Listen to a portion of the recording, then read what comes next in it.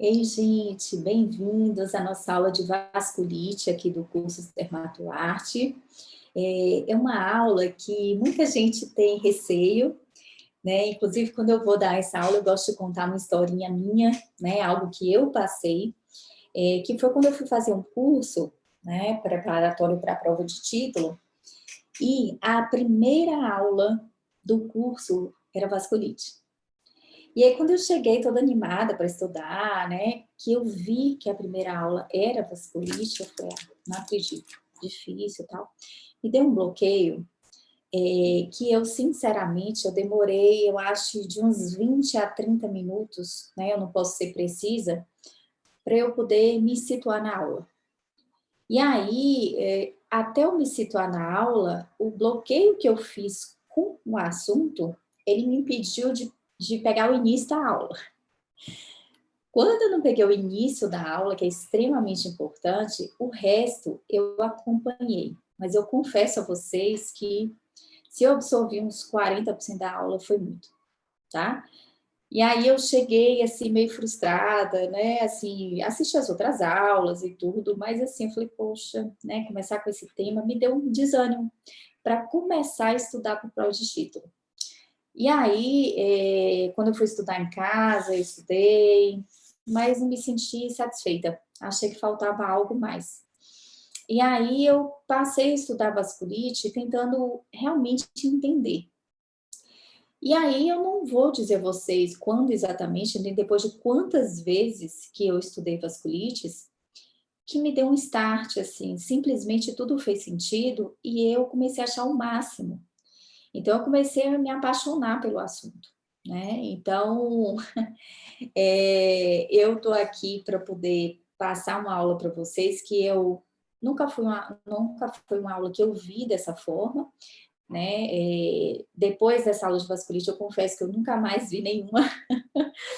E eu procurei tentar fazer uma aula desse tema da forma que eu entendi, da forma que eu me apaixonei pelo assunto, né? Então, eu vou procurar passar isso para vocês. Por isso, eu gosto de contar essa historinha logo no início da aula, para pedir para vocês que não bloqueiem a forma de aprendizado agora, tá?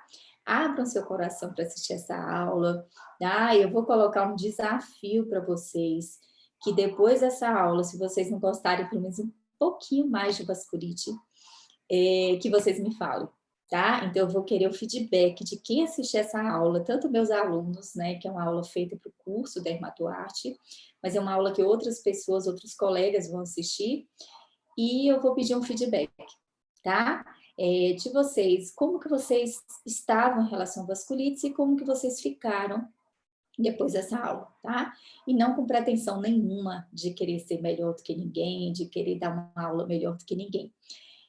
Tentar que vocês abram o coração para que vocês possam entender e perceber como é fantástico esse assunto que a gente vai trabalhar hoje, tá bom? Então vamos lá, hein? Abre o coração, relaxa e presta atenção, tá bom?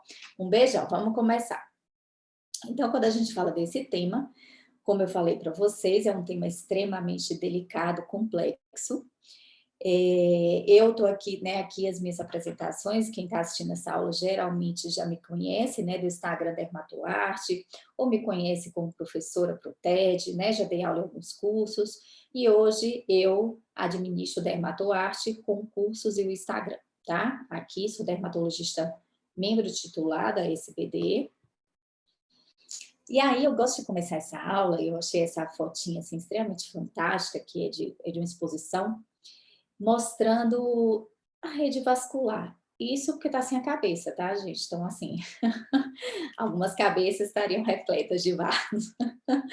Então, a gente percebe como que é extremamente importante, né, a vascularização do nosso corpo.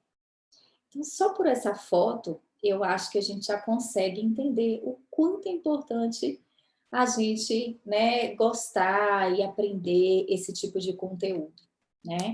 Então, a gente tem vasos abundantes, né, em todos os locais do corpo. E a gente está falando, quando a gente vai falar de vasculite, a gente está falando de uma operação específica, de vasos específicos para nós dermatologistas, que são os vasos que estão localizados na pele, tá? Então, a gente vai falar principalmente das vasculites de pequenos vasos.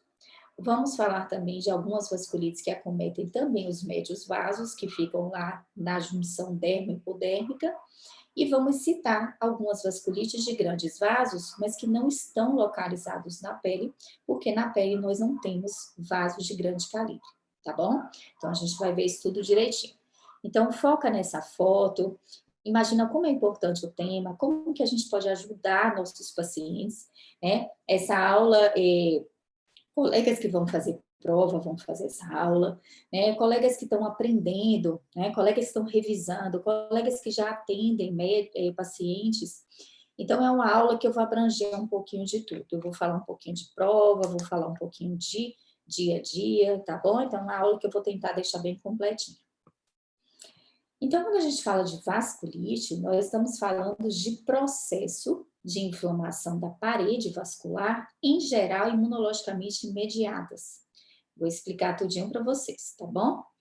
E aí, imaginem, né, quando a gente fala de vasculite, a gente acabou de ver uma foto que a gente tem muitos, muitos, muitos vasos, né? E aí eu estava lendo uma coisa interessante nesse livrinho aqui, vou pegar ele aqui só um minutinho.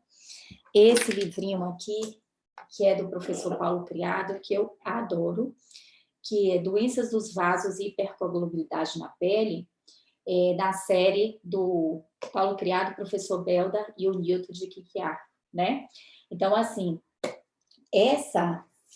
esse livro, né, eu estava lendo algumas coisas, é um livro que já, né, faz parte aí do meu domínio da vasculite, eu já estudo por ele também, e aí, falando a quantidade de metros quadrados que a gente tem só de células endoteliais da pele, né? Células endoteliais que fazem parte dos plexos vasculares que estão na pele.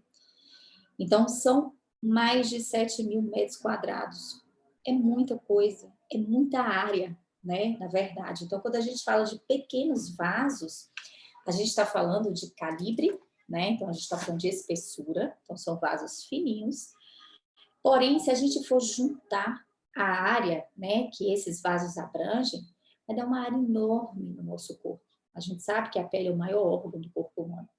Então, é muito importante quando a gente tem uma alteração, né, de vasculite, que acometem os vasos, porque isso pode ter uma dimensão maior do que a gente espera, tá? Então, quando a gente fala de vasculite, a gente está falando de dano funcional e estrutural da parede dos vasos. Então, meu vaso, né, ele está lá intacto, e por algum motivo que a gente vai conversar, essa parede do meu vaso, ela é inflamada e ela é destruída. E aí, com essa necrose, eu vou ter todas as alterações consequentes de um processo de vasculite, extravasamento de hemácia, né, as púrpuras palpáveis e por aí vai. Então, elas são classificadas de acordo com o tipo celular. Então, por exemplo, é extremamente importante que eu saiba qual é o infiltrado inflamatório que está permeando aquele processo inflamatório. Então, geralmente, as vasculites leucocitoclásticas, elas vão ter uma predominância neutrofílica, tá? Daí o nome leucocitoclástica. Leucocito, de célula, né? Dos leucócitos, células brancas, e clasia, destruição, a fragmentação, né? Então, a gente tem a leucocitoclasia e a vasculite leucocitoclástica baseada no infiltrado neutrofílico, que é fragmentado, que a gente vai ver dando origem a cariorrex, né? Que a gente vai ver daqui a pouco. Mas aí a gente pode ter também infiltrado linfocítico em algumas vasculites, né, as vasculites linfocíticas, e as vasculites granulomatosas, onde a gente tem presença de estiócito, né, formando granulomas, como no caso da doença da granulomatose de Wegener, né, que aí o nome já fala, ele é uma vasculite que também forma granuloma. A gente pode ter também a classificação das vasculites em relação ao envolvimento de pequenos, médios ou grandes vasos, como a gente conversou. Então, para nós dermatologistas, sem dúvida, as vasculites que mais interessam são as de pequenos vasos. São de vasos localizados nos plexos, né, superficial, no plexo profundo, que estão na derme. As vasculites que acometem os plexos que estão lá na hipoderme, ou vasos que acometem a junção dermo e hipoderme, a gente vai chamar de médios vasos, né? Alguns que tem aqui, e a gente tem algumas vasculites que interessam para nós. Mas as vasculites que acometem médios vasos, geralmente elas estão relacionadas a sintomas mais intensos, sintomas inclusive mais sistêmicos, né? Inclusive mais sistêmicos. Por quê? A gente não precisa decorar isso. Imagine que eu tenho pequenos vasos acometidos.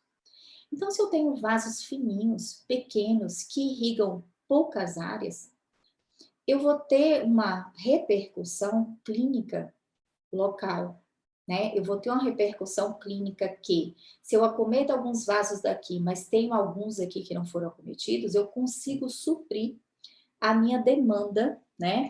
Em relação à irrigação daqueles vasos.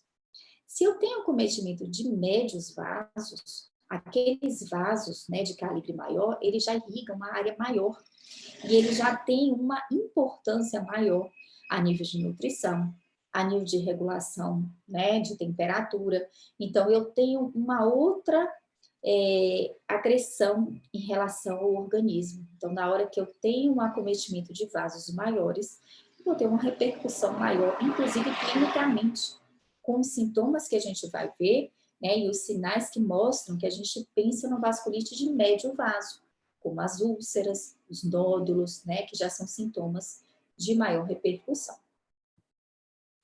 Então, em termos de vasculite, a gente tem, né, vasculites sistêmicas e localizadas, que podem se manifestar frequentemente na pele. Então, tanto eu tenho uma vasculite localizada, e é o mais comum quando eu tenho na pele, as leucocitoplásticas geralmente elas acometem apenas a pele, e aí eu tenho as vasculites sistêmicas que também se manifestam frequentemente na pele. E por que isso acontece? Porque a gente tem um suprimento vascular abundante na derme, né? Então a gente tem uma irrigação extremamente vasta na nossa pele, né? Especialmente na derme, que é a área que é vascularizada da nossa pele, a gente não tem vaso na epiderme, do subcutâneo também, então vai favorecer o acometimento pela quantidade de vasos, a pressão hidrostática desses leitos. Às vezes a gente lê sem pensar, então, vamos raciocinar um pouco em relação à pressão hidrostática. Eu tenho uma pressão, né, que ela vai acometer aqueles vasos, né, por conta daquele fluxo. E aí, se eu tenho um fluxo intenso num vaso de menor calibre, né, que os vasos, a gente sabe que nas extremidades, os nossos vasos, eles vão afinando, até chegar aos capilares, né, as vínulas e as arteríolas pós-capilares, que são extremamente fininhas. Então, a gente tem vasos de muito pequeno calibre, espessura muito mínima. Então, o fluxo, ele acaba tendo uma pressão hidrostática quanto menor a espessura. Então, nas extremidades, a gente tem essa pressão hidrostática maior. E aí vai juntar que na região da perna, e aí quando a gente pensa que vasculite, a gente lembra logo daquela foto de púrpura palpável nos membros inferiores, a gente tem a questão gravitacional. Então, aqui eu vou falar de gravidade a nível de física. Então, a gente tem a força gravitacional ajudando a esse processo se localizar nas áreas pendulares, especialmente as pernas, que é onde a gente, né, tem a maior força gravitacional, porque a gente fica em pé, tá? Pacientes que são acamados, por exemplo, a gente tem uma distribuição, às vezes, das lesões vasculares em áreas dorsais, né, que é quando o paciente fica acamado por muito tempo, tá bom?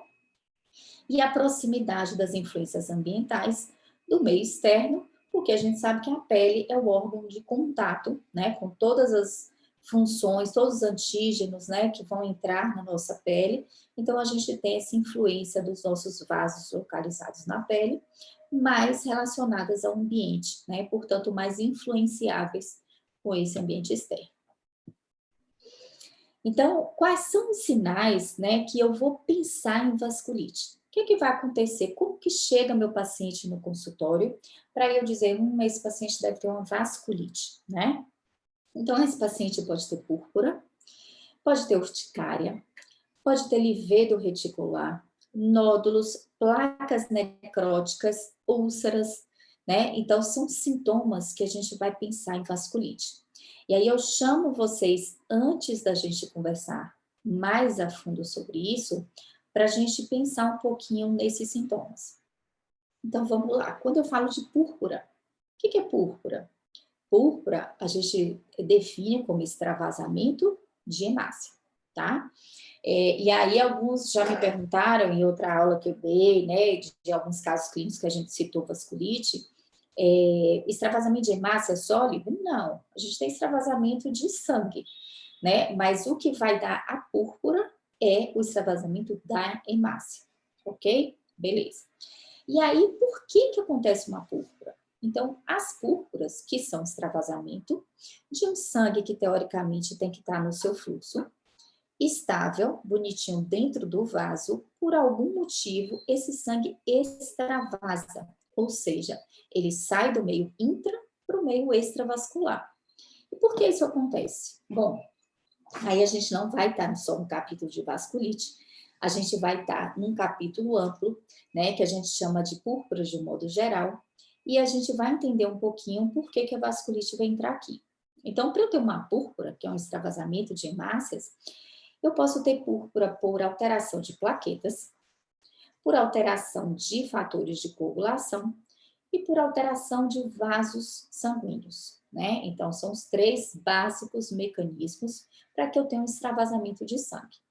Se eu tenho alteração de plaqueta, né, a gente sabe que a plaqueta é importante para, né, organizar a questão da coagulação também. Né? Então, as plaquetas vão se juntar quando tem um estímulo, né, de dano endotelial para fazer aquele tamponamento, aquela hemostasia primária. Quando eu tenho uma alteração na minha plaqueta, eu posso ter uma dificuldade de organizar aquela questão daquele tamponamento e favorecer o extravasamento de hemácia, né? Então, por exemplo, eu posso ter uma plaquetopenia, ou seja, eu posso ter doenças que diminuem a minha plaqueta, como trombocitopenias idiopáticas, trombocitopenias relacionadas a neoplasias, né, a leucemias. Então, a gente tem diminuição da quantidade de plaqueta e a plaqueta não dá conta de tamponar, né, coagular aquele sangue que é necessário para manter a sua estabilidade de fluxo. Aquele sangue vai sair e a gente vai ter uma púrpura. Quando a gente tem alteração de plaqueta, a gente geralmente tem alterações em diversos locais do corpo, porque a alteração da célula em si, ela não respeita muito a questão da pressão hidrostática.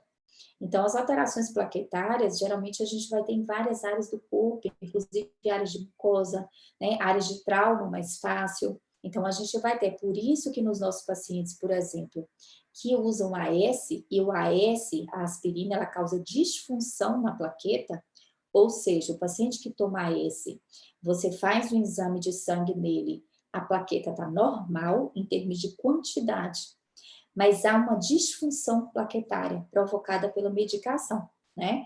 E aí, quando você faz um procedimento, né, ou o paciente que usa esse que se bate, né, que se machuca, ou que tem um corte, ele tem uma demora na coagulação. Então, essa plaqueta, ela não está funcionando bem para a hemostasia primária, tá? A gente tem outras medicações que causam isso. A gente tem disfunções plaquetárias por doenças, né? Inclusive doenças genéticas. Então, a gente tem essa disfunção, tanto adquirida quanto congênita. Então, eu tenho plaquetas baixas por doenças autoimunes, por disfunções congênitas, por medicações, né? E disfunções plaquetárias também. E aí eu tenho também outras alterações de plaqueta que seriam sequestros esplênicos, né? Então, por exemplo, o paciente tem um baço grandão, e aí tem aquele sequestro esplênico. Eu posso ter disfunções plaquetárias também associada a Kasabach-Merritt, né? Então, com aquele sequestro de sangue todo, a gente acaba tendo um sequestro plaquetário e acaba tendo problema de coagulação. Então, são alguns sintomas, algumas causas de púrpura relacionada à plaqueta, ok? Não é o caso das vasculites. Aí a gente tem disfunções, né, relacionadas à púrpura, associada a fatores de coagulação. Então, a gente sabe que os fatores de coagulação são extremamente importantes para manter o sangue dentro do vaso, né? E para que a gente tenha uma coagulação quando necessário. Então, por exemplo, o fluxo sanguíneo, ele precisa estar sempre antifibrinolítico. O quê? Ou seja, eu preciso que meu sangue esteja fluido, né? Eu não posso ficar coagulando meu sangue, senão eu vou ter trombo. E eu vou ter sérios problemas de fluxo, de irrigação, isquemias, necrose.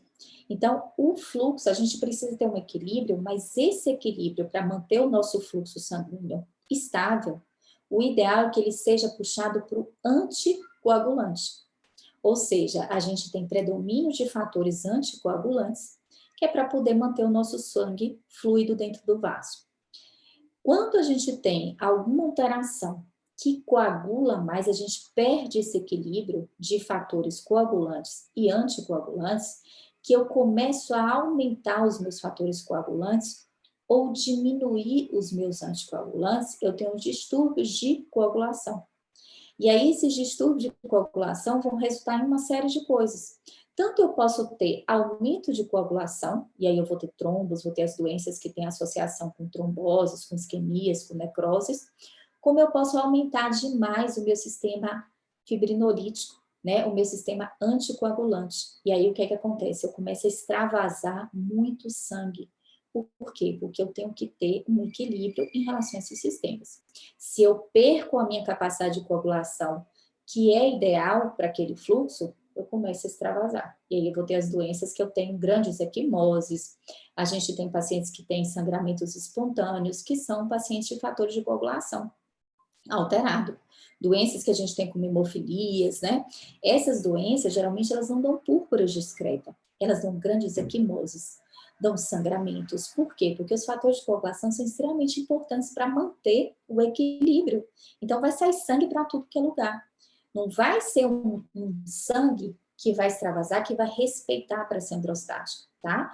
Então, quando a gente pensa em extravasamento de sangue, né, de hemácia, que respeita a área de pressão hidrostática, a área de gravitacional, aquela área que está com maior força gravitacional, eu penso primeiramente nos vasos acometidos, tá?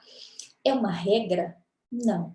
A gente tem doenças, né, por distúrbios, inclusive de vasculopatias, né, que a gente vai ver que não é vasculite, mas é distúrbio de vaso, então ela vai respeitar a área, né, pêndula, mas a gente pode ter doenças que mexem com plaquetas, que mexem com coagulação e ter realmente um predomínio de pernas, tá certo? Não é uma regra.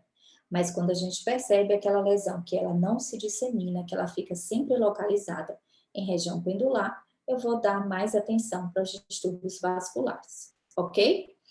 Beleza, então fechando esse parêntese para a gente entender por que a gente está estudando púrpura, né? A gente ainda vai falar que tem algumas doenças que não são vasculites, e quando a gente fala de vasculite, a gente está falando de destruição da parede do vaso, a gente está falando de inflamação, it se chama inflamação, né? É um sufixozinho, e a gente está falando de necrose, né? Na parede dos vasos.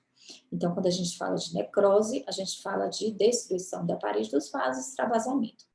Mas a gente tem outras doenças que podem dar extravasamento por alteração vascular. Essas alterações vasculares a gente vai chamar de vasculopatia. Então, são distúrbios dos vasos, mas não estão relacionados com necrose. Por exemplo, nosso pacientezinho lá que tem insuficiência venosa, paciente que tem distúrbio de bomba, né? Então, a gente sabe que para a gente manter o fluxo, o retorno venoso, é importante que eu tenha veias eficientes, sistemas valvulares operantes, que eu tenha uma bomba de panturrilha muscular eficiente.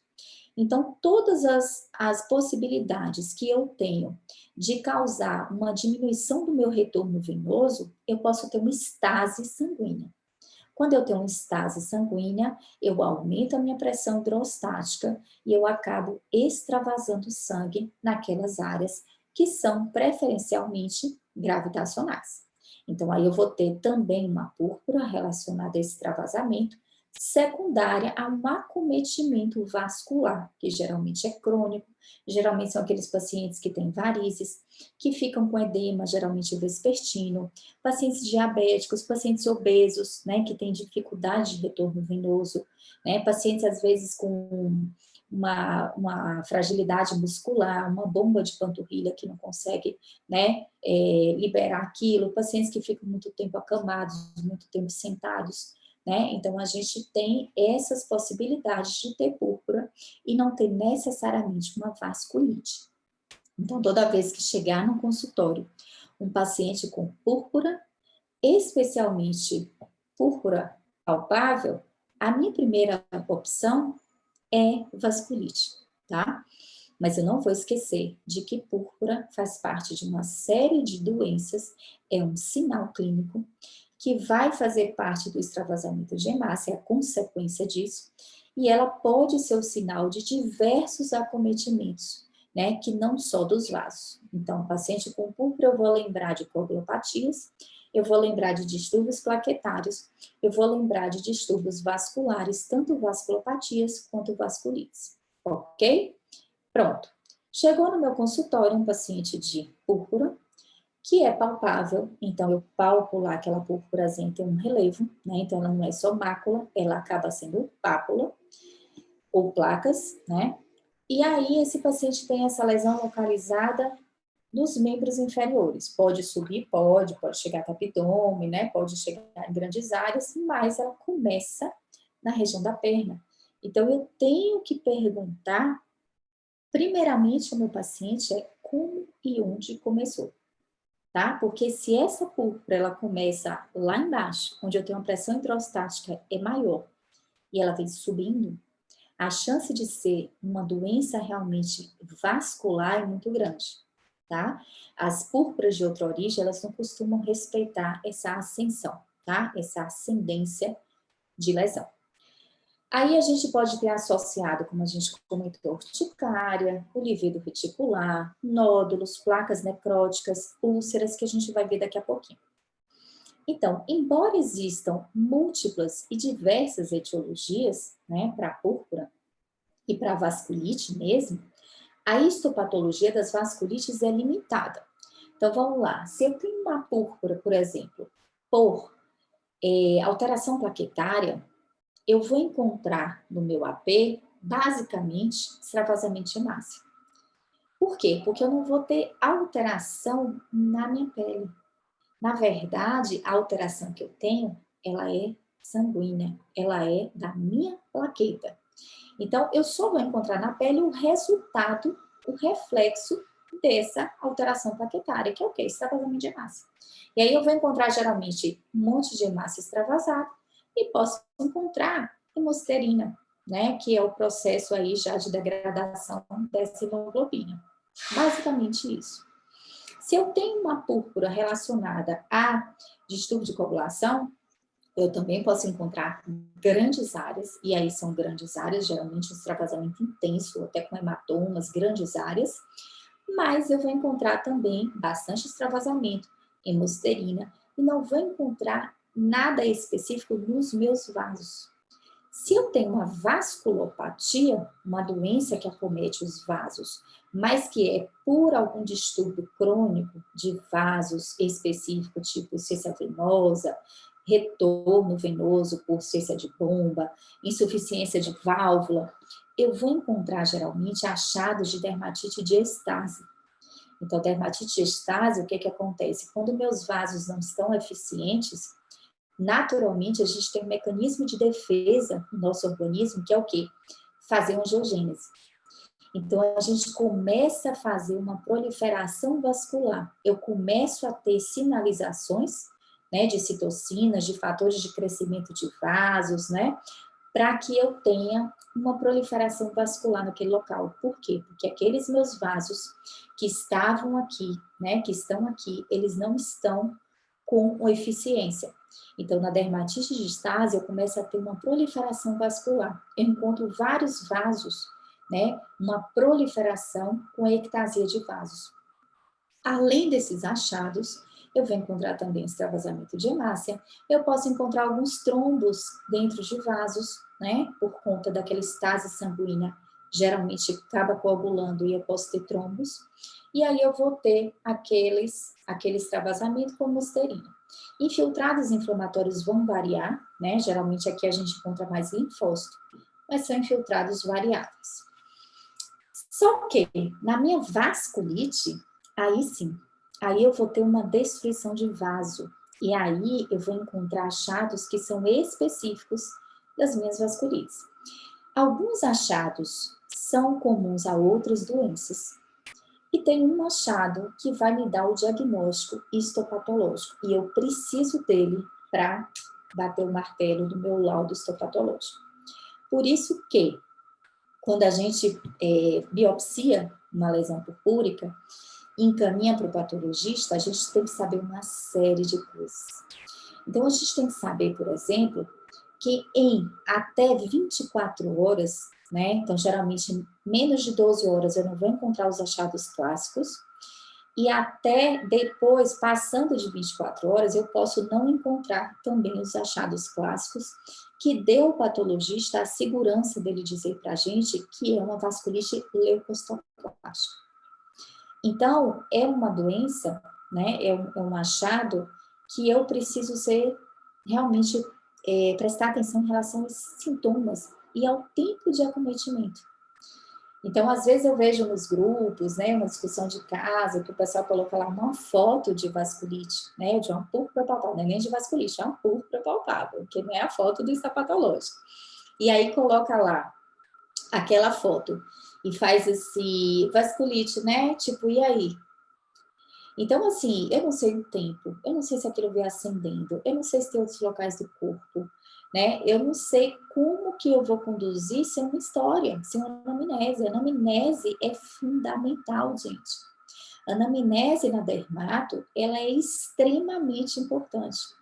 Tem gente que fala assim, Lívia, mas assim, você acerta um diagnóstico, então, gente, por mais que a gente olhe, bata o olho e pense em diagnósticos diferenciais, e quanto mais a gente estuda, claro, a gente vai ter mais diagnóstico diferencial, para eu fechar um diagnóstico, eu preciso de história.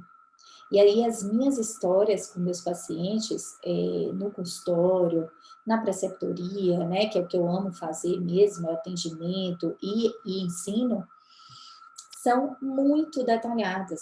E não é, quando a gente fala detalhado, não significa que a gente vai ficar uma hora perguntando tudo, tá? A gente precisa saber direcionar uma anamnese. A gente precisa saber o que importa, né? Então, se eu vejo uma púrpura, eu já sei quais são as informações extremamente importantes para eu pensar nas possíveis etiologias daquela púrpura. Eu preciso saber de medicação, eu preciso saber há quanto tempo que esse paciente tem, se ele tem crise de recorrência, se ele associa algum sintoma sistêmico, se ele tem sintoma de pulmão, se ele tem sintoma renal, né? Se ele tem alguns achados de doenças sistêmicas, de colagenose, de neoplasia, né? Então, de doenças reumáticas. Então, assim, eu vou precisar de uma anamnese completa. Mas é um completa que a gente sabe direcionar. Então, se eu não conheço as possíveis e as grandes causas de vasculite, como eu direciono minha anamnese? Eu vou ficar perdido, né? Então, eu vou fazer aquela anamnese sem organização. Eu vou perguntar coisas que geralmente não tem necessidade. Por outro lado, eu posso esquecer de coisas fundamentais. E aí vai cair naquela coisa que a gente vê direto, naquele básico, naquele grupinho de exames que a gente vê assim, para vasculite eu peço isso. E, gente, vasculite é investigação.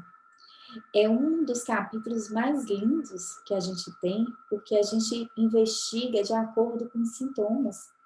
E é tão bacana isso da medicina, essa parte de diagnóstico, de investigação, que é a parte que a gente raciocina, que é a parte que provavelmente a IA, que é a inteligência artificial, que a gente está ouvindo aí super, né, falar, eu estou lendo um livro do Yuval Harari, né, e do século XXI, né, as 21 lições para o século XXI, vi agora o documentário da Netflix, o Dilema das Redes, tenho lido bastante coisa a respeito, né? Então, assim, a gente tem visto a questão da inteligência artificial de forma que daqui a pouco ela pode, né, suplantar uma série de exercícios profissionais. E a medicina, ela está nesse processo, né? Então, a gente precisa usar o nosso raciocínio. Quanto mais a gente utiliza o raciocínio, menos a gente fica refém de fórmulas, mais a gente vai conseguir manter a nossa medicina, né? Se a gente ficar, vasculite, eu peço isso, tal, um robô pode fazer isso por nós. A gente não precisa do nosso raciocínio para isso. É só dizer, suspeita vasculite, vai sair uma lista de exame, o paciente vai fazer o exame que der alterado, a máquina mesmo vai avaliar, olha, o exame está alterado, inclusive os algoritmos vão poder fazer isso melhor do que nós, né? Então, a gente precisa exercitar o raciocínio, conversar com o paciente, ter relação médico-paciente, né, para que a gente não possa exercer a nossa medicina humana, humanizada e por muito, muito tempo ainda, né? Então, vamos voltando, é que nas minhas aulas eu não consigo ser só conteúdo, tá, gente? Assim, só conteúdo técnico, na verdade. Eu acho que a medicina, a vida de uma forma geral, ela é muito mais ampla, né, do que dar uma simples aula de vasos ou falar de doença, né? Toda vez que a gente fala de doença, a gente fala de ser humano. Toda vez que a gente fala de ser humano, a gente fala de relações, de humanidade, né, e do mundo que a gente está vivendo, né? Então, eu acho que sempre a gente tem que estudar focando que isso faz parte de um todo, né? E quando a gente vê um paciente chegar no consultório com uma púrpura, às vezes para a gente é mais um caso, né? Ah, mais uma vasculite, vou pedir uns exames, mas às vezes para aquele paciente, né, é uma coisa que pode mudar a vida dele. Pode ser uma doença grave, né? Pode ser algo aí que para ele vai ser extremamente debilitante. Então a gente sempre precisa, né, pensar em cada um, pensar naquele caso como o caso, né? E não com apenas simplesmente mais um, né? Que está passando pelo nosso consultório, tal, pela nossa vida. Então, quando a gente fala de vasculite, como eu falei para vocês, a gente precisa dar os subsídios importantes para o patologista dar o diagnóstico. Então, quando o patologista vai fazer o seu laudo, ele vai precisar de alguns critérios para que ele bata, né, o martelo e lhe dê a conclusão, que a maioria dos médicos, né, ama a conclusão do exame histopatológico que venha definida, né, veio assim, decisiva. E aí ele vai precisar de áreas, né, geralmente áreas segmentares de filtração transmural por neutrófilos, então ele vai precisar ver aquele acúmulo neutrofílico, cultura da arquitetura da parede do vaso e a necrose fibrinoide. E aqui no slide ele está em caixa alta a palavra, por quê? Porque é a alteração histopatológica que é decisiva para vir o laudo de vasculite leucocitoplástica, tá? Edema no endotélio, debris de granulócito, que é a leucocitoplasia, não são necessárias para o diagnóstico, porém são geralmente coadjuvantes importantes para o patologista juntar tudo e dar o diagnóstico, tá? Uma coisa interessante, deixa eu passar aqui para vocês que a gente vai ver isso ainda. Então, quais são as veias, quais são os vasos acometidos na vasculite? Na pele, a gente tem um sistema vascular extremamente rico, né? Então, a gente tem, basicamente, a maioria dos autores, né? Inclusive o professor Paulo Criado, no livro dele, ele concorda com a maioria dos autores que define a derme como dois plexos, né? Então, tem um plexo vascular superficial, que ele fica aqui na região, né? Logo aqui na derme papilar, subpapilar, e a gente tem um plexo mais profundo, que a gente chama de subderme, né? É aquele plexozinho que ele vai irrigar aqui a questão da derme toda, passando o seu conteúdo para a derme papilar, que vai passar para as áreas bem juntinhas aqui na epiderme, que vai acabar irrigando de forma secundária a epiderme, né? E aí, quando a gente fala desses vasos, a gente tem as veias, as artérias, né? Então, as artérias que vão irrigar, as artérias que trazem o sangue oxigenado. As artérias vão se diminuindo, né? Aí elas viram aquelas arteríolas que vão se transformar em capilares nas extremidades, e aí a gente tem ainda, aqui na pele, as arteríolas pós-capilares, que são mais fininhas ainda, né? E que são como se fosse o finalzinho desse processo. E aí a gente tem as alças capilares, que vão enovelar aqui, vão irrigar toda essa região, né? E aí, nesse retorno, né, o retorno do sangue, a gente vai ter os capilares, né, tudo direitinho, e vai voltar por vênulas pós-capilares. Então, as vênulas pós-capilares são os primeiros vasos de retorno do sangue que estava aqui na pele. Então, nessas vênulas que acontecem o extravasamento de célula inflamatória. Então, é por essa região que saem as células inflamatórias que vão para o tecido. Por exemplo, os neutrófilos, que vêm lá do sangue, né, que vêm lá do fluxo, eles vão sair por esses vasos. Então, é o local que a gente vai ter uma série de alterações, inclusive as vasculites. A alteração e a proliferação de vênulas pós-capilares vai dar para a gente o que a gente vê clinicamente como telangiectasia. Então, as telangiectasias, elas vêm dessa região, de vênulas pós-capilares, né, de capilares. Então, é uma área de vaso extremamente importante. E aí cai na prova, né? E aí na prova de título já caiu. E aí, quando a gente está estudando para a prova, a gente fica, né, tipo, com aquele conhecimento limitado, está estudando, é muito assunto. E a gente fala, pelo amor de Deus, né, cobrar que são as vênulas pós-capilares, mas, gente, quando a gente estuda a fisiopatologia da vasculite, a gente vê que é tão importante, né, que qual é a estrutura que faz a gente ter a passagem das células sanguíneas, né? Qual é a estrutura que faz as telangiectasias, qual é a estrutura que está acometida nas vasculites. Então, isso é uma micro de algo extremamente importante. Então, é bom a gente saber, né? Ai, precisava cobrar isso? Não sei. Mas é bom a gente saber, né? É bom a gente entender. Porque depois que eu entendi vasculites de verdade, praticamente a decoreba, ela fica tão secundária que você decora naturalmente, né? Com uma repetiçãozinha você acaba gravando, porque você já entende um tanto de coisa. Então, o que você entende serve para várias vasculites, né? Várias etiologias. Então, vamos lá. Elas são caracteristicamente mediadas por imunocomplexo, que a gente vai falar já já.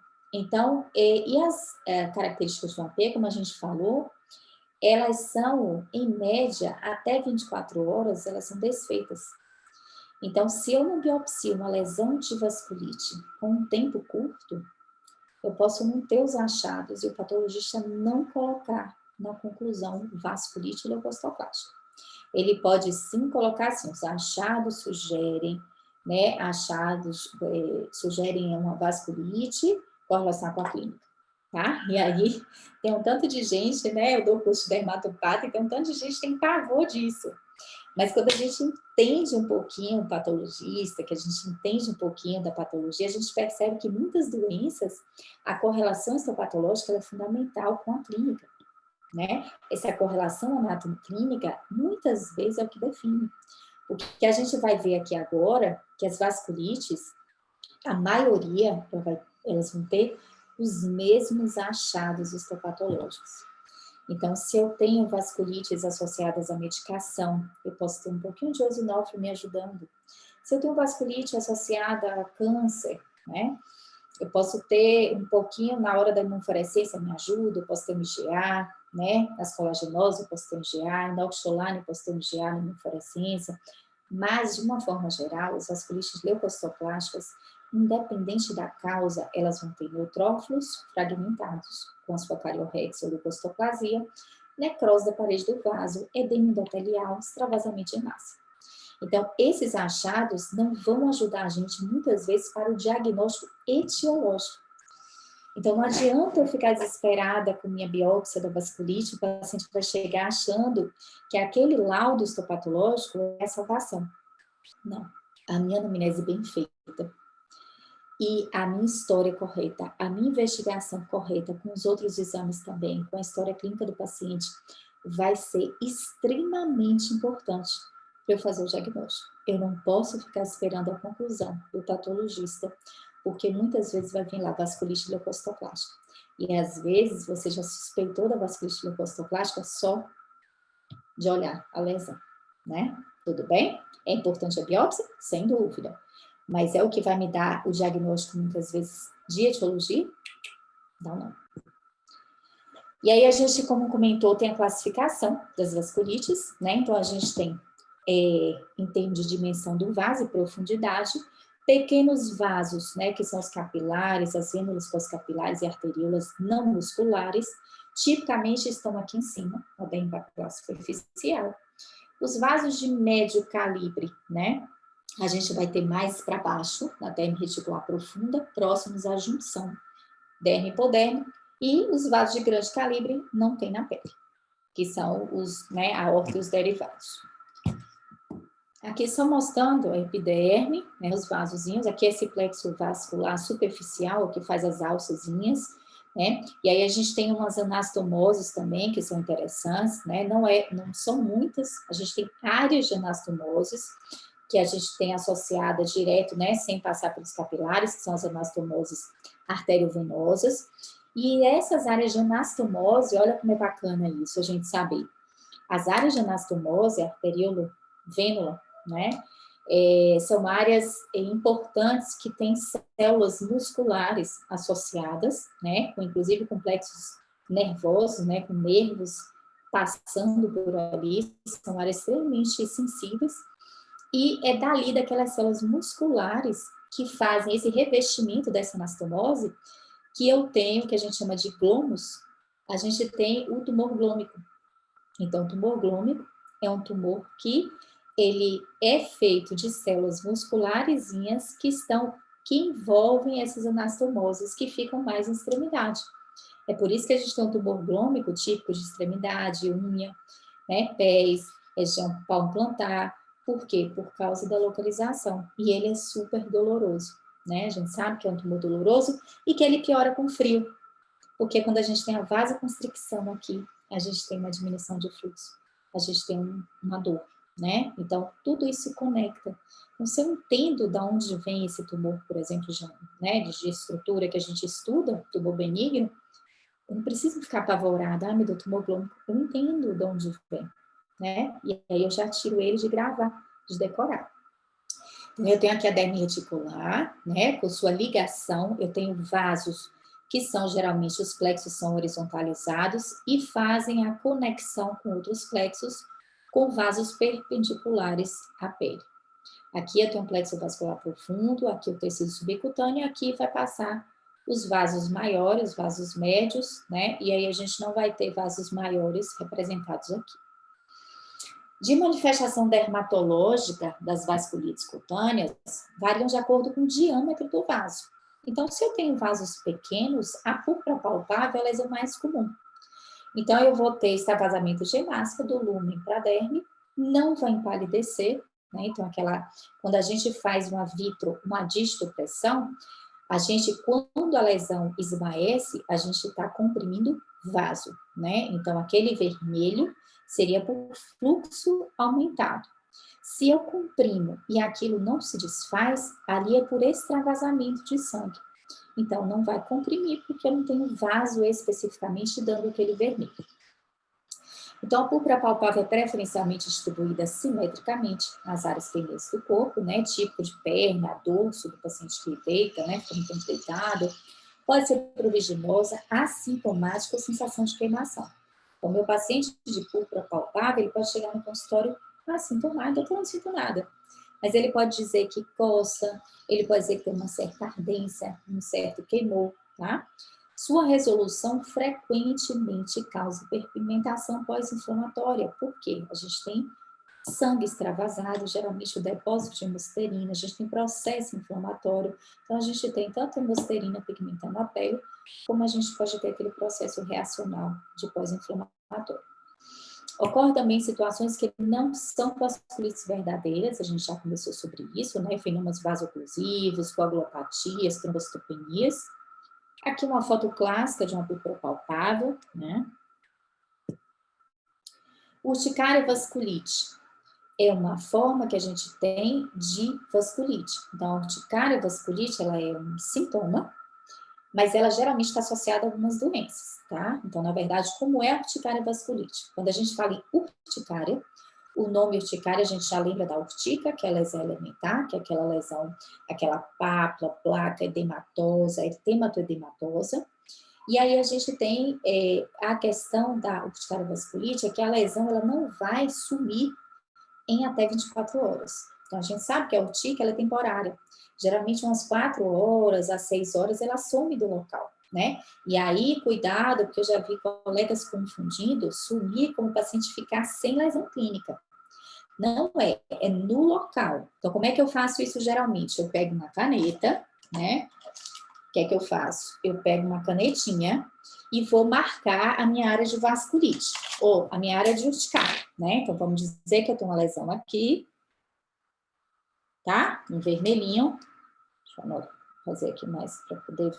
Então, eu tenho uma lesão de urticária e o paciente fala, ah, doutora, eu tô cheio de lesão, não sei. Aí eu vou lá com a caneta, circulo e peço ao paciente para observar até 24 horas. Se for o caso, mandar foto. Hoje em dia é tudo, né? Tudo online, tudo virtual. Então, eu circulo e digo a ele, ó, você não tira, tá? Durante 24 horas, você não vai lavar essa área aqui para poder nos tirar a caneta. E daqui a 24 horas, então são 10 horas da manhã. Amanhã, 11 horas da manhã, você vai me mandar uma foto, né? Mostrando como que tá aqui. Se a lesão, ela saiu, ela pode estar até do lado, mas ela saiu da área e tá com uma lesão do lado que não é a mesma, beleza, a lesão realmente não é igual. Mas se a lesão permanece igualzinha dentro da caneta, eu vou sugerir que é uma urticária vasculite. Ou seja, uma lesão que parece uma urticária mesmo, só que ela não some. Por quê? Porque ela tem extravasamento de hemácia. E a lesão fica aqui, tá? E aí, a resolução dessas lesões vai acontecer com hiperpigmentação ou equimoses, com uma urticária, ou com uma vasculite, e não com uma urticária, que a gente sabe que a urticária não deixa lesão remanescente. Então, aqui, lesões de urticária vasculite, né, que eu não posso falar muitas vezes só pela foto, porque a foto é um retrato do que aconteceu naquele momento. Muitas vezes, gente, eu preciso de filme. O que é o filme? A evolução. Eu preciso que o paciente me conte. Sumiu, não sumiu, quando que surgiu, tá? Não dá para ver uma foto e dizer exatamente o que é que o paciente tem. Especialmente nesse caso. Tem casos que sim. Tem lesões que são específicas da dermato, né? Que eu tenho até dificuldade de fazer diagnóstico diferencial. Não é o caso desses daqui. Então, a gente pode ter nódulo, úlcera, livedo racemoso, infartos digitais. Então, vamos lá, nódulos. Nódulos subcutâneos, que lembram até o eritema nodoso.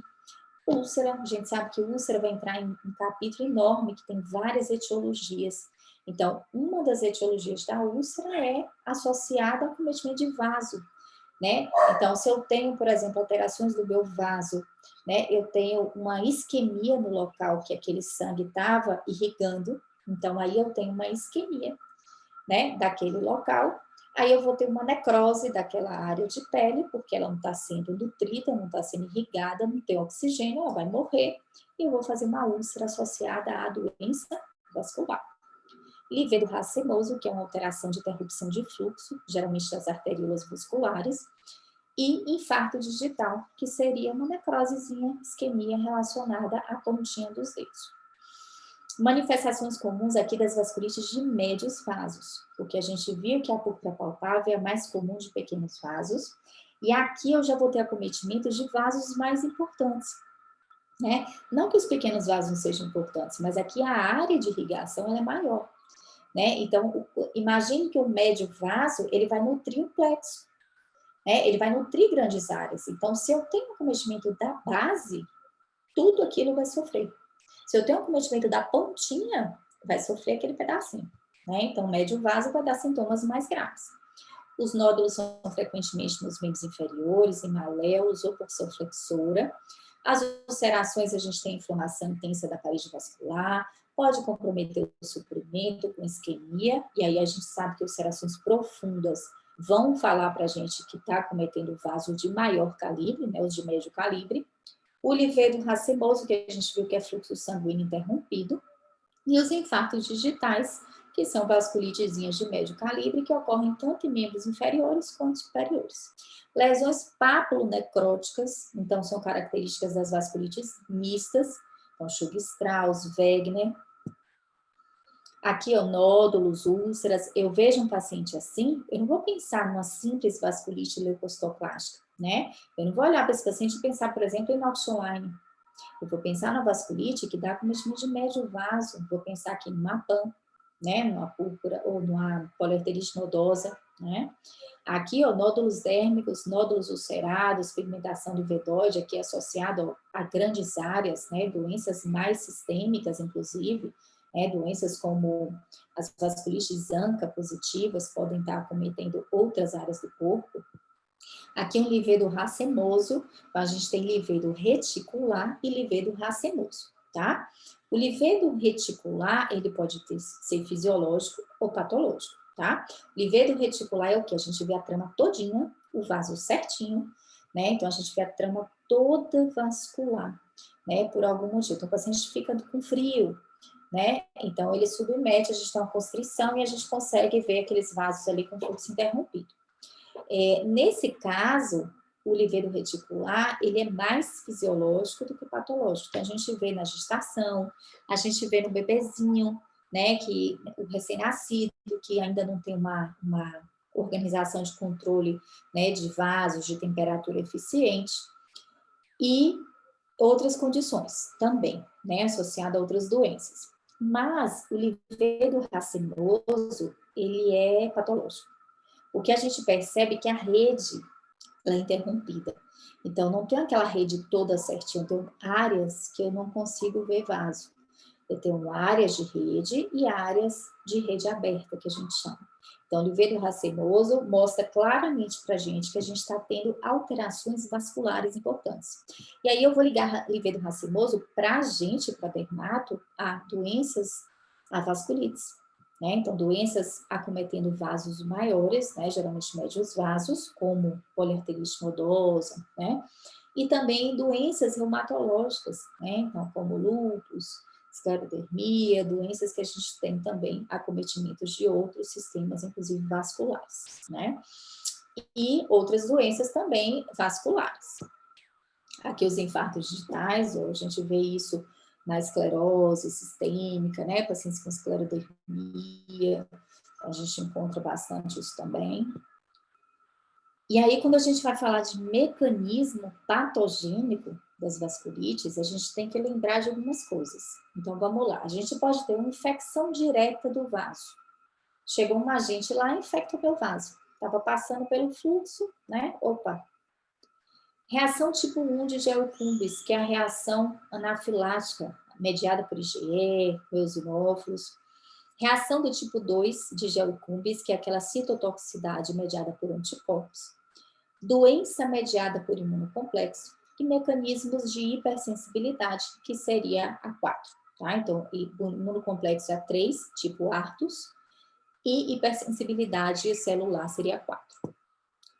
Então, a gente vai ver mais um pouquinho já. Aqui a gente só comenta sobre os achados histopatológicos, né? Então, a gente, na patologia, já vou explicar já a patologia. Então, a gente encontra o que no neonato? Sinais histológicos de vasculite aguda, que são aqueles critérios que a gente viu, né? A gente comentou, vou mostrar para vocês. Alterações secundárias da vasculite ativa, sequela da vasculite e alterações indicativas do subtipo da etiologia, que nem sempre eu tenho isso muito bonitinho. Tá? Tipo de vasculite, predominante de pequenos vasos, a gente tem aqui um tanto de vasculite associada, né? Pode ocorrer com doenças coexistentes, né? Peraí que deixa eu só ver aqui se vai ter aqui. Tem, aqui tá certinho. Então, a gente tem doenças crônicas, né? Não define realmente qual é a doença. Eu vou encontrar lá vasculite de pequenos vasos, o meu laudo histopatológico vai vir lá vasculite leucocitoclástica, e aí eu vou ter esse tanto de coisa para investigar, né? Então, por isso que a anamnese e os exames que eu peço são fundamentais. Então, pode estar associada a artrite reumatoide, doença de BC, lúpus, Sjögren está associado a até 30% dos casos, né, com Sjögren. A gente tem síndrome da herpes intestinal, fibrose cística, é muita doença, gente, associada à vasculite, né, inclusive ao HIV. Neoplasia maligna, a gente tem doenças linfoproliferativas, tumores sólidos, né? E etiologia, a gente, pasme, permanece desconhecida em cerca de 60% dos pacientes. Então, na classificação de Fiorentino, ele coloca lá de 45% a 55% das causas de vasculite ainda idiopáticas, tá? E quando a gente fala idiopática na medicina, quer dizer o quê? Que a gente não conhece. Tá? A gente não tem conhecimento para dizer qual é o fator etiológico daquele paciente. Então, imagine um paciente que entra no consultório com púrpura palpável, né? Que eu faço uma anamnese bem feita, que eu procuro, faço meus exames, oriento, faço tudo, investigo e ainda mais da metade eu não vou achar causa, tá? Então, é para a gente saber o máximo de vasculite que tem, para a gente tentar pegar os 50% mais ou menos, que a gente consegue ajudar em termos de etiologia, tá? A maioria dos fatores etiológicos tem sido relacionado por associação. Então, por que por associação? Porque eu não encontro exatamente, por exemplo, na minha biópsia, eu não encontro muitas vezes o agente que eu relacionei. Né? Então, eu digo assim, a minha vasculite está associada a medicamento. Muitas vezes eu não encontro um achado aqui que me defina que é uma associação direta. Eu faço por associação indireta. Ou seja, o paciente tomou medicação, está com seu tempo adequado, a medicação é das causas de vasculite, ele teve vasculite. Até que prova contrário, é uma vasculite medicamentosa, né? E aí, fatores etiológicos verdadeiramente comprovados, ou seja, que você consegue puxar ali no exame do local do acometimento de vasos, a gente tem proteína estreptocócica, o micobactéria tuberculose e o antígeno da superfície, de superfície hepatite B, que já conseguiram detectar ali nas lesões do vaso, causando vasculite comprovado por associação direta.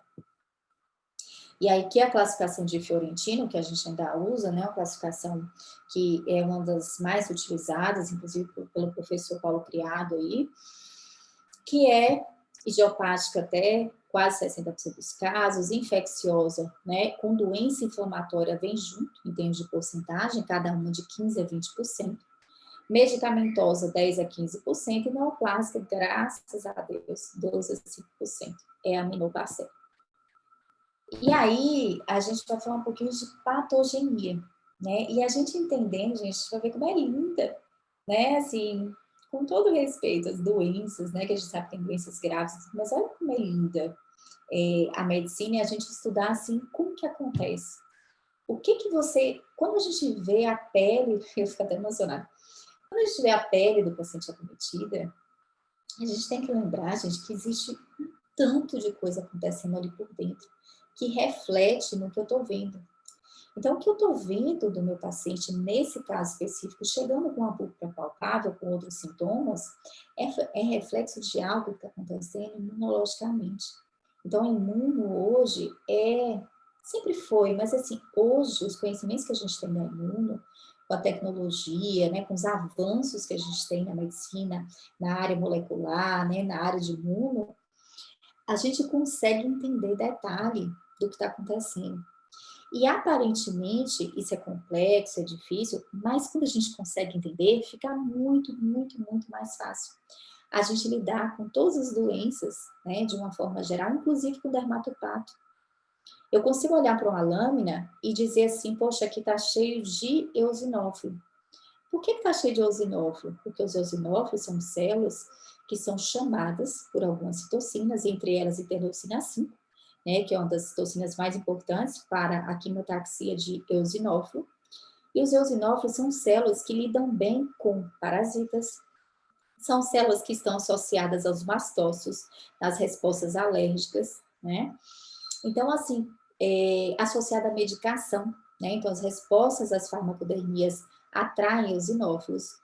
Então, quando eu paro para pensar isso, que eu vejo uma lâmina cheia de eosinófilo, eu não preciso decorar só. Ah, eosinófilo, eu pensei, parasita, isso. Beleza, é bom decorar, é bom a gente aprender. Mas é bom a gente entender, poxa, se está vindo eosinófilo, ele não é bom fagocitador. Ele é uma célula fagocítica também, né? Mas ele não é bom fagocitador. Ele tem nos seus grânulos uma série de enzimas, inclusive tem neurotoxinas, né? Que ajudam a destruir grandes parasitas.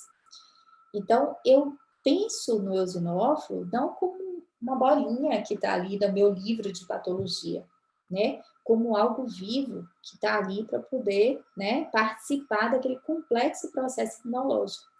E é isso muito bacana, porque a gente tira aquela coisa de olhar um livro e dizer assim, ah, isso é uma figura. Não, isso não é uma figura, né? Os livros de patologia não são figuras, então são atlas de fotos, de figurinhas que a gente coleciona, né? Apesar de eu achar lindas e querer pintar todas e pintar a parede aqui do meu quarto de uma pele, né, histologicamente normal, mas são extremamente importantes, porque aquilo é um retrato de algo que está acontecendo, numa doença, do seu paciente, né? Então, aquelas células ali são elas que definem o que está acontecendo, muitas vezes clinicamente, muitas vezes sistemicamente, grave, inclusive, ou não. Né? Então, a gente parar para pensar na imunologia, na patologia, como algo que é fundamental. E às vezes pode ser um pouquinho chato, porque a gente não dá o valor necessário que essas áreas merecem, né? Então, a gente só quer olhar a lesão, e talvez se eu não entendo, eu fico naquela, eu decoro praticamente. Então, eu olho a lesão, é cara de psoríase, tem psoríase. Mas o dia que tiver um pouquinho de dúvida em relação ao caso clínico, for uma doença que não é tão habitual, eu não sei raciocinar, né? Então, eu vou confundir lesão de grama anular e vou fazer diagnóstico diferencial com doenças que não tem nada a ver, de acometimento de derme e por aí vai, né? Então, vamos lá. A patogênese da vasculite de pequenos vasos, que a gente chama leucocitoclástica, ela geralmente é uma reação imunológica do tipo 3 de Geo-Cúmbis. Né? Vale a pena dar uma olhadinha, essa aula de vasculite, não é aula de imuno, né? Mas vale a pena dar uma olhadinha nas reações imunológicas. É uma classificação que é muito utilizada até hoje, né, Geo-Cúmbis, que é para você dizer que tipo de resposta imunológica que você tem ali. Então, se é mais voltada para a formação de anticorpos com imunocomplexo, se é voltada para a reação citotóxica mais celular, se é voltada mais por hipersensibilidade, né, com acometimento de linfócitos CD4. Então, a gente tem uma classificaçãozinha para isso. E aí, as vasculites de pequenos vasos, elas são geralmente por imunocomplexo. E aí, o que acontece? E aí, eu gosto de explicar isso aqui para a gente entender. E a gente vê como é bonita a fisiopatologia das vasculites, tá bom? Tá valendo ainda no nosso feedback, tá bom? Eu quero que vocês façam feedback em relação à aula, porque para mim é extremamente importante, porque eu realmente, assim, dou essa aula com muito carinho e do jeito que eu consegui aprender e amar vasculite, tá bom? Espero que tenha algum efeito aí benéfico em relação ao estudo de vocês. E, claro, o atendimento do paciente que é fundamental, né? Então, quando a gente tem um ambiente com excesso moderado de antígenos, a gente vai estimular, e aí nesse caso é a reação imunológica de Geo-Cúmbis, a tipo 3, formação de anticorpos, né? Formação de, a gente vai ter liberação de complemento, né? Para poder, complemento faz parte aí da nossa defesa, né? É um mecanismo imunológico que a gente tem para poder ajudar a gente a se livrar dos antígenos.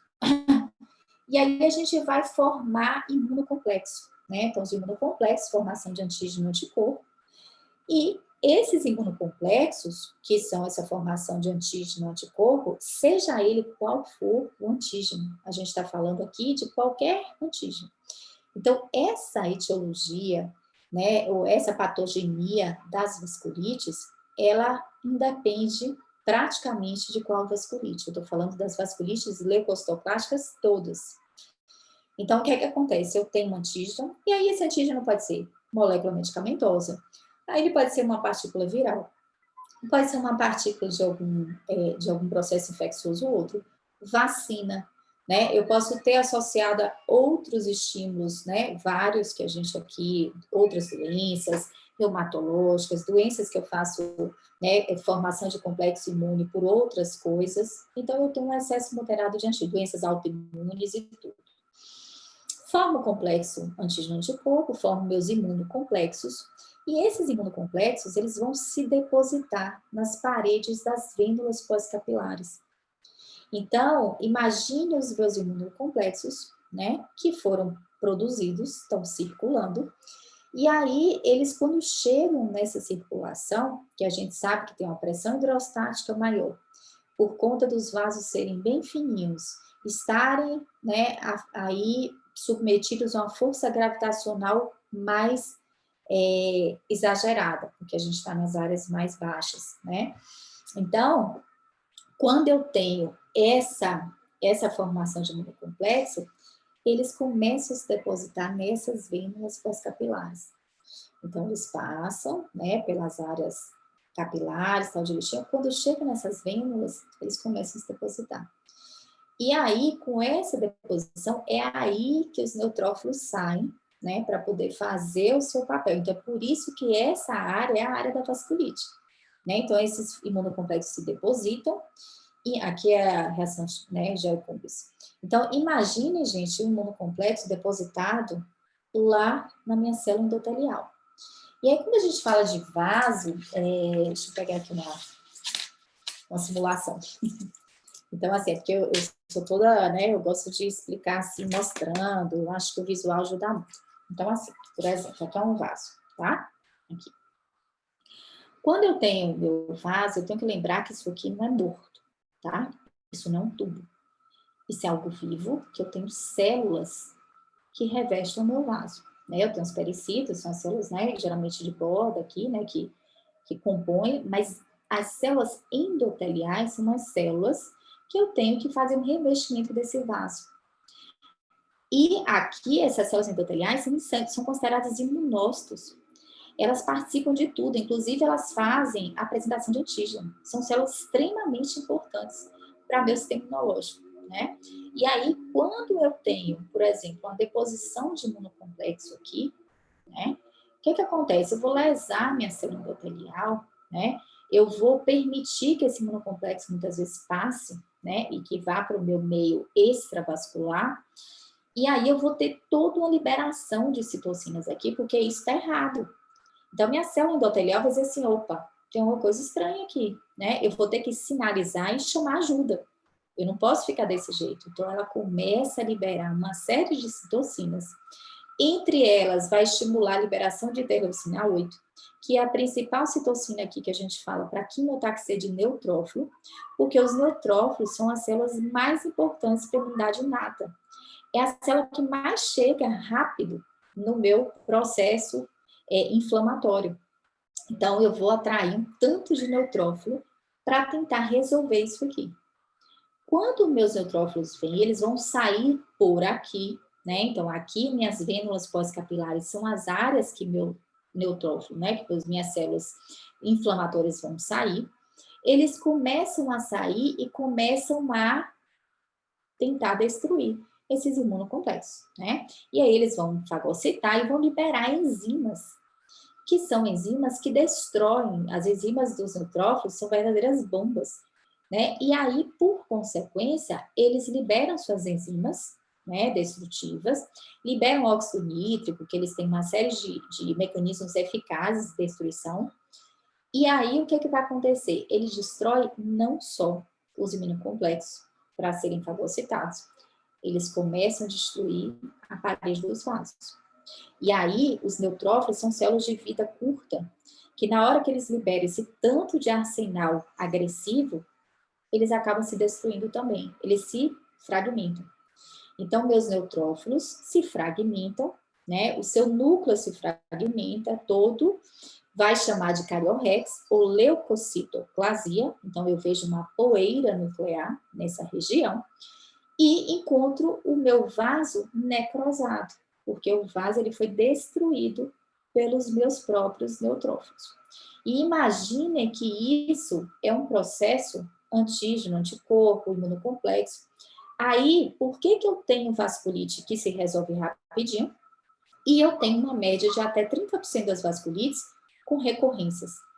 Depende muito da minha etiologia, né? Então, se eu tiver vasculite por um medicamento, por exemplo, que eu não me expus mais a nenhum medicamento, uma reação cruzada, um antígeno que possa dar reação cruzada, acabou.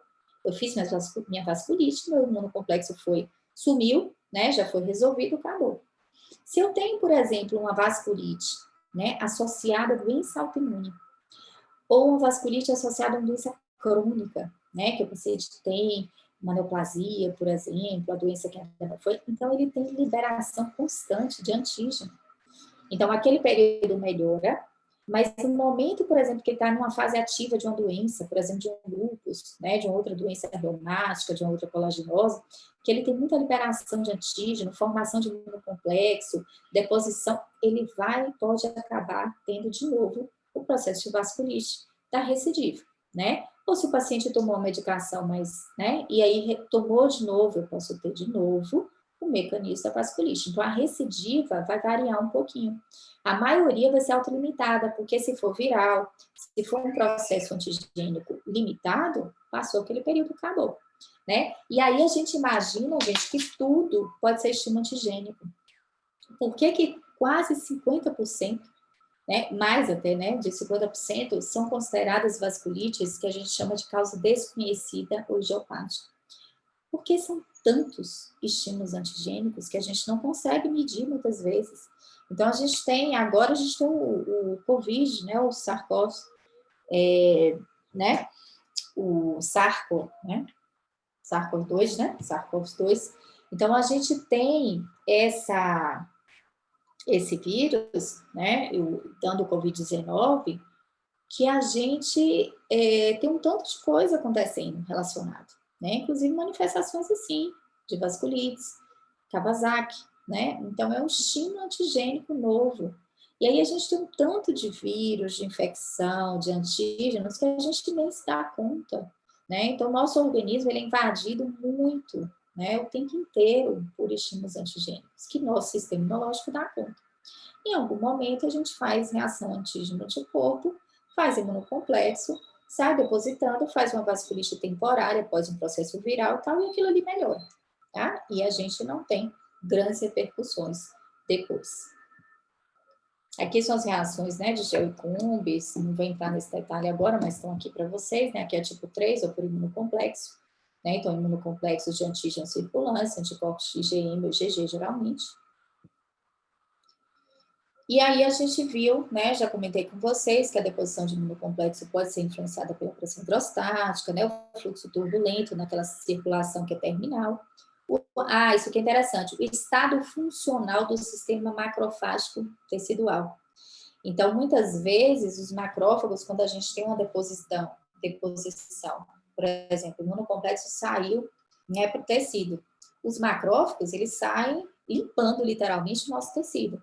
Então, quando eu tenho, às vezes, um sistema macrofágico que está deficiente, né, que ele não está tão bom, ele não remove adequadamente, aquele imunocomplexo fica, né, ali causando aquele processo inflamatório, porque ele começa a chamar um tanto de outras células para dar conta ali daquele processo. Liberação plaquetária de histamina e serotonina, então, aumentando a permeabilidade e deposição inicial dos imunocomplexos. Então, a gente sabe que os vasos, eles têm, as células endoteliais, eles têm áreas, né, que a gente pode liberar, entre uma célula endotelial e outra, a gente tem uns gaps, né, que é justamente para passar algumas coisas. E a gente também pode fazer transporte de algumas substâncias, algumas coisas, por dentro da célula endotelial. Então, nesse processo, as plaquetas também são extremamente importantes, né? As plaquetas fazem parte dessa permeabilidade, ajudam a permeabilidade vascular, inclusive. E aí, quando a gente tem esse aumento de permeabilidade, é estimulado pela deposição inicial dos imunocomplexos, e aí vai favorecer esse imunocomplexo sair desse vaso para se depositar, né? Não só no vaso, como no tecido. Capacidade da hemácia em transportar imunocomplexo relacionado ao complemento e fixar no sistema macrofágico e ativação do sistema fibrinolítico.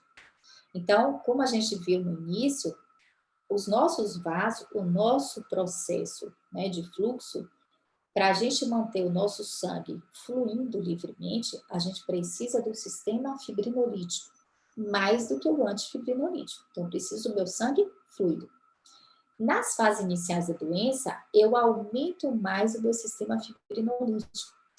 Então, eu tenho vasopermeabilidade e eu tenho saída, né? Eu consigo permear mais. Então, o meu sistema fibrinolítico ajuda a permeabilidade de vaso. Então, meu sangue sai mais facilmente. Aí eu tenho uma deposição de imunocomplexo mais fácil, e eu tenho saída de célula inflamatória mais fácil, né? Depois, né? Então, aqui, ó, os imunocomplexos circulantes, eles interagem com o endotélio. Então, veio lá, como a gente falou, veio do fluxo. Encontrou o meu vasinho, né? Que na circulação terminal ele tem um fluxo turbulento, ele está relacionado à pressão hidrostática e ele interage com o endotélio. Meu imunocomplexo aqui interagindo com o endotélio vai ativar essas células endoteliais. E aí, essas células endoteliais vão liberar altos níveis de ativador tecidual de plasminogênio, que é um fator extremamente importante para o sistema fibrinolítico. Ele vai dizer, opa, deixa o vaso permeável, né? Deixa o meu fluxo sair. Então, a princípio, as primeiras manifestações, né, que a gente tem relacionado à vasculite são lesões mais urticariformes, né? O edema é a saída do vaso, né, do fluxo para o extravascular. Em condições fisiológicas, a gente viu que o endotélio tem característica anticoagulante, né? Então, desequilíbrio entre anticoagulante e procoagulante, aí nas fases tardias, vai conduzir à trombose do vaso e ao estabelecimento da púrpura palpável e necrose local, quando tem, tá? Então, no caso, a princípio, o meu imunocomplexo ativa minhas células endoteliais que vão produzir mais ativador tecidual de plasmogênio. E eu vou facilitar minha permeabilidade, vou facilitar meu fluxo sair do vaso. Depois, os imunocomplexos depositados, né, eles vão ativar a cascata de complemento, que são aquele grupo de proteínas que a gente tem para ajudar o processo imunológico, né? E aí, C3 e C5A vão estimular a degranulação de mastócito, que liberam histamina, que vão facilitar a permeabilidade dos vasos e vão atrair neutrófilos para a pele lesada, com produção de citocinas que fazem quimiotaxia de neutrófilo. Os neutrófilos vêm, aderem à superfície endotelial, que já está sinalizando onde que é. Como é que o neutrófilo sabe onde é que ele vem? A gente tem moléculas de adesão, citocinas que vão atrair ele para aquele local e as moléculas de adesão. As moléculas de adesão endotelial, elas vão fazer com que o neutrófilo se fixe naquele local, vai se aderir ali para conseguir sair e fazer usar seus pseudópodes, né, para poder fazer a sua diapedese. Então, os neutrófilos vão aderir a essa superfície, vão migrar para o tecido perivascular e vão procurar fagocitar e degradar os imunocomplexos. Nesse momento, os neutrófilos sofrem a degradação do núcleo, que é chamada de cariorrex ou leucocitoplasia, com liberação de enzimas lisossomais que vão danificar o meu endotélio e são favorecidas pela produção neutrofílica de radicais livres de oxigênio e ferro, que são particularmente tóxicos ao endotélio. E aí, gente, como a gente comentou em relação ao exame, tudo tem explicação. Os imunorreagentes são detectados somente nas lesões iniciais, né? Toda a cadeia de eventos que inclui desde a deposição de imunocomplexo aqui até a sua remoção pelos neutrófilos, né, pelos macrófagos, ocorrem até 24 horas. Então, se eu não faço uma biópsia nesse tempo, eu não vou encontrar uma série de coisas que são sugestivas e decisivas para eu dar meu diagnóstico de vasculite leucocitoplástica no anátomo patológico.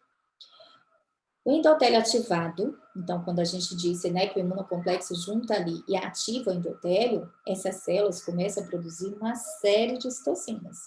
Eles vão liberar leucotrienos, né, endotélio ativado por algumas substâncias, então a histamina ativa o endotélio, que faz aumento de permeabilidade vascular, os leucotrienos, os imunocomplexos ativam, anóxia, né? Então, se eu tenho lá uma diminuição de oxigênio, eu vou ativar meu endotélio, né? Então, tem uma série de citocinas que ativam o meu endotélio. Interleucina 1, 2, interferon-alfa, TNF-alfa, interferon-gama, que esse endotélio ativado vai começar a produzir interleucina 8, que vai fazer quimiotaxia de neutrófilo, que é o estado inflamatório. Quando a gente fala em inflamação, a gente está falando de imunidade inata. Então, eu estou falando aqui naquela resposta, né, inflamatória mesmo. Ele expressa a molécula de adesão, né, que eu falei com vocês que é extremamente importante para o neutrófilo se aderir ao endotélio e conseguir sair para o meio extravascular, e vai aumentar o influxo de neutrófilos para o meio extravascular. E aí o dano ao endotélio, né, faz também uma exposição da membrana dessas células, de antígenos reconhecidos pelas células como não próprios ou não self. Então, imaginemos que uma célula, por exemplo, eu tenho uma célula, né, e ela está fechadinha aqui. Então, a célula endotelial, geralmente, ela é achatadinha, né, mas eu vou colocar uma bolinha para facilitar para a gente. Então, a célula, ela está fechadinha aqui, com sua membrana intacta, e aqui dentro eu tenho todos os seus componentes intracelulares, que, teoricamente, o meu organismo, ele não tem contato com o meu meio intracelular. Então, teoricamente, quando eu tenho uma destruição do meu endotélio, então meu dano endotelial, minha célula é alterada, ou eu tenho uma apoptose, ou eu tenho realmente um dano, né, a ponto de romper essa célula, eu exponho para o meio extracelular um tanto de componente que era para estar aqui dentro e que não tem contato com o meu sistema imunológico diretamente. Então, essa exposição vai fazer com que o meu sistema imunológico, temporariamente, reconheça isso como non-self. E aí, além de tudo, né, eu vou continuar estimulando o meu sistema imunológico a produzir anticorpos contra aqueles antígenos temporariamente estranhos, que são self, né, mas temporariamente eles estão no lugar errado e muitas vezes o meu corpo reconhece como non-self, perpetuando o meu processo, né, inflamatório, perpetuando o meu processo de vasculite por depósito de imunocomplexo e por aí vai. A gente tem um aumento de interleucina 2 durante as fases ativas da vasculite sistêmica, e na fase tardia, as células T, os linfócitos T e as células dendríticas têm potencial para iniciar uma resposta imune, agora mediada por células, ou contribuir para a perpetuação do processo inflamatório. Então, na hora que a gente já tem um processo mais tardio, eu começo a atrair outras respostas inflamatórias. Então, eu vou atrair células, né, linfócitos T, para tentar destruir aquilo. Então, eu acabo tendo uma perpetuação do processo inflamatório, inclusive a nível celular também, né? Então, aí, dependendo da causa antigênica, isso pode ser perpetuado por muito tempo. Muitas células endoteliais participam como células apresentadoras de antígeno, isso é extremamente interessante, né? Então, lembrar, quando a gente fala apresentador de antígeno, a gente pensa em quem? Langerhans, né? Os dendrócitos dérmicos, sim, essas são as células oficiais apresentadoras de antígeno. Mas a gente tem outras células que apresentam antígeno, né, de forma mais específica, e a gente tem as células endoteliais também, né? Então, elas vão apresentar antígenos, liberar mediadores inflamatórios, expressam MHC1 e MHC2 na sua superfície e pode alterar, né, fazendo uma hipercoagulabilidade, microtrombose vascular, isquemia, extravasamento de hemácia, necrose, perpetuando o processo inflamatório. Na fase inicial, a gente viu, isso tem que estar bem claro, a fase inicial da vasculite, ela é neutrofílica, que é a célula que chega inicialmente primeiro para tentar resolver, e ela é hiperfibrinolítica, ou seja, é uma fase que tem bastante neutrófilo e a fase que eu tenho uma anticoagulante acentuada. E aí são as lesões urticárias, são aquelas primeiras lesões edematosas que lembram urticária. Depois a gente passa para uma fase linfocítica. Então, se eu biopsiar, por exemplo, uma vasculite, que já tem um tempo, eu posso encontrar infiltrado linfocitário. E aí, o patologista não vai poder afirmar para você, porque ele não tem a característica dos neutrófilos, que é um dos fatores que a gente tem para ajudar a gente na vasculite leucocitoclástica, né? E a gente vai ter a falsa impressão que é uma vasculite linfocítica, né? E, na verdade, ela era uma neutrofílica que acabou tendo, pelo seu tempo de evolução, um predomínio de linfócito. E ela vai ser hipofibrinolítica depois de um tempo, porque a gente viu que a gente começa a alterar, né? A gente começa a reduzir a liberação do ativador tecidual de plasminogênio, e aí com essa redução, porque chega um ponto, imagine que, vamos lá, imagine que eu tenho, né, por um momento, ele liberou a passagem de célula inflamatória. O endotélio foi, né, foi ativado, e começou a liberar citocinas, né? Começou a estimular outras células a liberar histamina, tal, para poder fazer a permeabilidade do meu vaso. Para quê? Tá, célula inflamatória, né? Então, para poder organizar aquele processo ali inflamatório de defesa da imunidade. Só que tem um momento que aquilo precisa se reverter. Ele não pode deixar aquela permeabilidade, senão vai ficar um influxo constante de um tanto de coisa que não é para sair do vaso. Então, depois de um tempo, existe uma autorregulação em relação a esses processos inflamatórios e existem toda uma cascata de citocina, de estímulos que vai começar a diminuir a produção desse ativador tecidual de plasminogênio. Quer dizer, ó, já chega de deixar liberar esse vaso aí, a gente agora tem que segurar. E aí eu começo a ter propriedades anticoagulantes, né, que é para poder conter o meu sangue ali naquele vaso, né, porque aí eu já estou tendo necrose de parede, se deixar eu vou ter todo, né, vai sair meu sangue ali todo daquele vaso, minhas células inflamatórias, então ele segura. E aí vai fazendo o depósito de fibrina, trombose, né, e aí eu vou segurando aquela questão ali do meu sangue saindo. Então, no exame histopatológico eu vou encontrar o quê? Uma inflamação angiocêntrica, né, ao redor dos vasos segmentar, edema das células endoteliais e a necrose fibrinógena na parede dos vasos, que são daquelas vênulazinhas que a gente conversou mais cedo. Eu vou ter infiltrado inflamatório em torno e dentro da parede vascular, né, com grande número de leucócito, com fragmentação de núcleo, com a leucocitoclasia eucariorex, extravasamento de hemácia.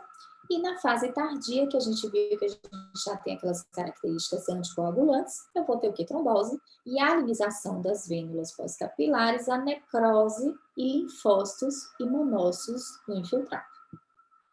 Então, aqui o exame histopatológico, né, aqui é do Blogspot aí, da professora Ruth, né, que é excelente. Então, a gente tem aqui esses vasos, né, com a necrose, né, a parede espessada. Então, vaso, a gente sabe que os vasos, na histopatologia, eles têm a parede fininha, uma camadinha de célula endotelial, né, duas. Então, são vasos muito finos, as células endoteliais são achatadinhas, a gente praticamente só vê o núcleo. Às vezes, a gente só vê a área, o espaço e sabe que é vaso. Então, aqui a gente vê uma parede extremamente espessada, bem rosa, né? E esse espessamento dessa parede, ela é chamada de necrose, né? Fibrinoide. Por quê? Porque a necrose a gente vê bem rosa, né? A gente perde os núcleos aqui, e tem depósito de fibrina nessa região. Que a gente viu que com o passar do tempo a gente vai produzindo fibrina, né? Com as características coagulantes. E aí a gente tem esse achado típico de necrose fibrinoide da parede dos vasos. Se a gente tiver um aumento maior, e até aqui dá para ver que a gente tem um tanto de célula que é irregular, né? A gente chama de as formiguinhas, então elas são um pedacinho maior, um pedacinho menor, tal, toda salpicada, que é ao redor dos vasos, então a gente tem um infiltrado aqui de neutrófilo, e a gente tem esse achado que o patologista nessa lâmina vai dizer para a gente que é uma vasculite leucocitoclástica. Aqui de perto dá para ver bem, ó, que as células são de núcleos irregulares, aqui tem uma fragmentação nuclear, né? Então os núcleos são divididos, então os neutrófilos são polimorfonucleares, né? E aqui a necrose fibrinoide desses, e aqui bastante hemácia extravasada. Aqui também mostrando a necrose fibrinoide, né, da parede, imunofluorescência direta, né? Então quando a gente fala de patologia, a gente tem que falar depois também da imunofluorescência. A imunofluorescência é um exame que a gente precisa de um meio especial, né? É o meio de Michel, o meio de Michel, ou casos que a gente vai mandar rapidinho para o laboratório, a gente pode colocar no soro fisiológico geladinho, avisar, né? Em locais, geralmente em locais de maior suporte, né, capitais, que a gente consiga fazer, né, esse contato e mandar rapidinho. Então, quando a gente faz immunofluorescência direta, a gente precisa de outra amostra, não é a mesma amostra do anátomo, tá? E aí, é um exame caro, a gente não faz sem necessidade, né? A gente precisa ter critério para pedir immunofluorescência, e elas são positivas em 50% dos casos. E aí, a gente pode ter depósito granular de GM, de GG e de C3, nessa ordem, né? Dentro e ao redor da parede dos vasos. A gente pode ter IgA também. E aí, quando a gente pensa em depósito de IgA, a gente pensa logo em Notch Online, que a gente vai ver mais para frente. Mas a gente tem que lembrar que GA eu encontro também em outras doenças, como doenças inflamatórias intestinais, espondilite anquilosante, outras espondilortropatias negativas, Sjögren, artrite reumatoide, associações com neoplasias malignas e colagenoses. Podem ter IgA como depósito na parede dos vasos. Então, não é só em Notch Online. Então, aqui uma inflorescência bonitinha que a gente tem, né, na parede dos vasos, aqui mostrando o equivalente da necrose na patologia e da imunofluorescência. A imunofluorescência sempre vai dizer para a gente qual é o reagente, né? Se é IgA, se é IgG, precisa falar. E aí, a gente vai conversar um pouquinho sobre as manifestações clínicas. Deixa eu dar uma olhadinha aqui. Isso. Tá. Então, eu vou encerrar esse bloco, tá? Para a aula não ficar muito extensa, é uma aula complexa, né? Então, a gente fala todas das etiologias. Agora, a gente vai falar, na próxima aula, sobre as manifestações clínicas, né? As manifestações dermatológicas, e começar a falar um pouquinho das causas, as etiologias, as doenças, as manifestações clínicas, e vai finalizar com como a gente investiga, né? Como que a gente conduz esse paciente de vasculite, né? A nível de consultório, a nível de rotina do dia a dia, tá bom? Eu espero vocês no bloco 2 e um beijão. Espero que a parte de patologia, de patogenia, tenha ajudado você a pelo menos se empolgar para a segunda parte, tá? Um beijão.